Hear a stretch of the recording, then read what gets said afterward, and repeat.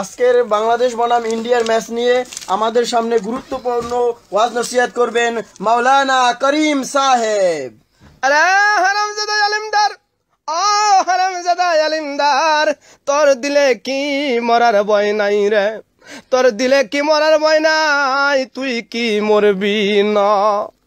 তুই এইটা কি করলি?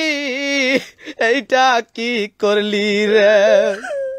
তুই একটা কাফের, তুই একটা কাফের, তুই একটা বেঈমান।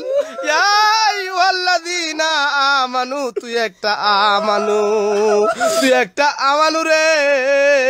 এর জবাব তোকে দিতে হবে রে, এর জবাব তোকে দিতে হবে। আরেকদিকে কুত্তার বাচ্চা গোল্ড, কানার ঘরের কানা। কুত্তার বাচ্চা গোল্ড, কুত্তার বাচ্চা গোল্ড, কানার ঘরের কানা, মেনার ঘরের মেনা।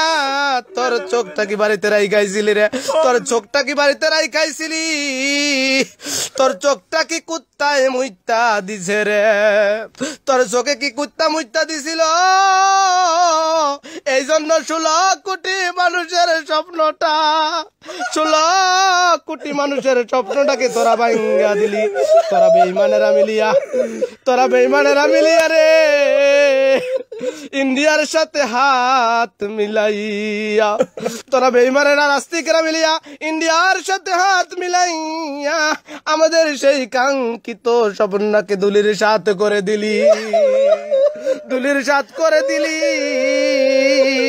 রোজ কিয়ামতের দিন তোদেরকে ফেরেশতারা, রোজ কিয়ামতের দিন ফেরেশতারা তোদেরকে দরিয়া দরিয়া চোখের মধ্যখানে গরম সীসা ঢেলে দেবে রে, গরম সীসা ঢেলে দিবে। এই জন্য সকলে বলো আমিন।